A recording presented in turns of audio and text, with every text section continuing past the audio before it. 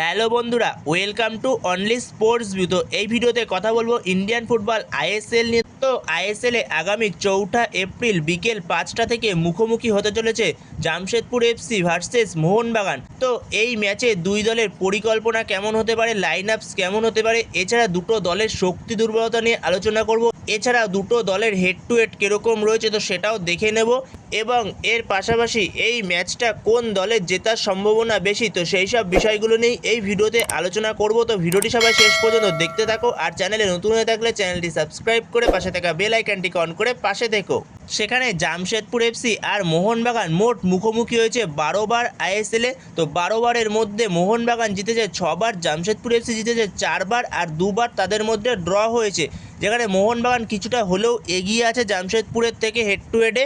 যেখানে এই ম্যাচটা একটা কঠিন ম্যাচ হতে চলেছে, যেখানে পয়েন্টস টেবিলটা দেখলেই বোঝা যাচ্ছে। যেখানে পয়েন্টস টেবিলে 6 ম্যাচ শেষে মুম্বাই সিটি এফসি 6 ম্যাচে 4 জয় এবং 2 ড্রয়ের ফলে মুম্বাই সিটি এফসি 14 পয়েন্ট নিয়ে তারা 1 নম্বরে রয়েছে। এরপরে সেকেন্ডে রয়েছে মোহনবাগান। মোহনবাগানেরও 6 ম্যাচে 4 জয়, 1টা হার এবং 1টা ড্রয়ের ফলে মোহনবাগানের পয়েন্ট সংখ্যা হলো 13। আর 3 নম্বরে রয়েছে জামশেদপুর এফসি। তো জামশেদপুর এফসিরও সেম, জামশেদপুর এফসিও 6 ম্যাচে 4 জয়, 1টা ড্র এবং 1টা হারের ফলে জামশেদপুর এফসিরও পয়েন্টস টেবিল 13। তো সেখানে এই ম্যাচটা খুবই গুরুত্বপূর্ণ একটা ম্যাচ হতে চলেছে, মোহনবাগান এবং জামশেদপুর ম্যাচটা। যেখানে এই ম্যাচটা যেই দলই জিতবে না কেন তো সেই দলই পয়েন্টস টেবিলের 1 নম্বর স্থানে চলে যাবে। তো মোহনবাগান এবং জামশেদপুর দুজনের কাছেই ম্যাচটা খুবই গুরুত্বপূর্ণ ম্যাচ, যেখানে দুটো টিমই বর্তমান সময় চ্যাম্পিয়নশিপের দৌড়ে রয়েছে। তো সেখানে যেই টিমটাই এই ম্যাচ হারবে তো সেই টিমটা কিছুটা হলেও পিছিয়ে পড়বে চ্যাম্পিয়নশিপের দৌড় থেকে। তো সেখানে যদি এরপরে দুই দলের লাইন আপস কেমন হতে পারে তো সেই বিষয়ে যদি আমরা কথা বলি, তো সেখানে প্রথমে যদি জামশেদপুর এফসিকে নিয়ে কথা বলি, তো জামশেদপুর এফসির কোচ ওয়েন কোয়েল সে 4-2-3-1 ফরমেশনে যেতে পারে। যেখানে জামশেদপুর এফসির হয়ে গোলে স্টার্ট করবে আলবিনো গোমস। এরপরে 4 জন ডিফেন্সের মধ্যে লেফট ব্যাকে স্টার্ট করবে মার্ক জোতানপুইয়া, রাইট ব্যাকে স্টার্ট করবে নিখিল বার্লা, আর দুজন মেন সেন্টার ব্যাক হবে, একজন স্টিফেন এজে আরেকজন হলো প্রতীক চৌধুরী। তো এটা হতে চলেছে জামশেদপুর এফসির ডিফেন্স লাইন।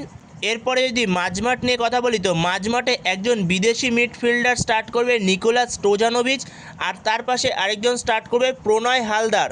এরপরে দুদিকের উইং থেকে স্টার্ট করবে, লেফট উইং থেকে স্টার্ট করবে মোহাম্মদ সানান, আর রাইট উইং থেকে স্টার্ট করবে সেক্ষেত্রে মানবীর সিং।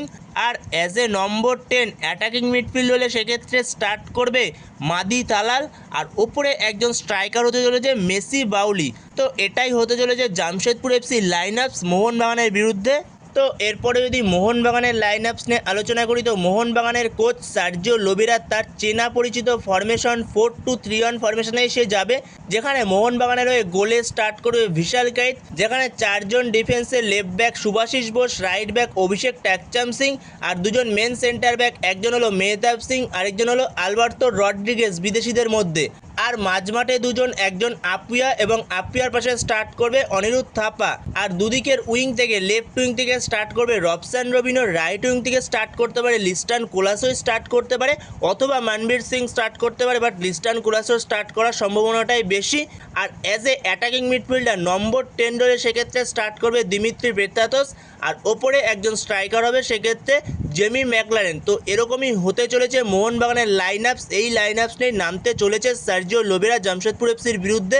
যেখানে পরবর্তী সময় নিয়ে আসবে জেসান কামিন্সকে সেকেন্ড হাফে।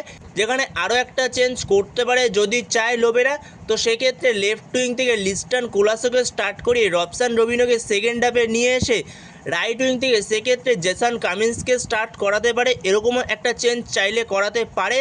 তো এই চেঞ্জটা করার সম্ভাবনা খুবই কম, এরকম চেঞ্জ আদৌ করে কিনা তো সেটা দেখা যাক। তো যেই লাইন আপসটা নিয়ে আলোচনা করলাম তো সেরকম লাইন আপস নিয়ে নামতে চলেছে সার্জিও লোবেরা এই ম্যাচে জামশেদপুর এফসির বিরুদ্ধে।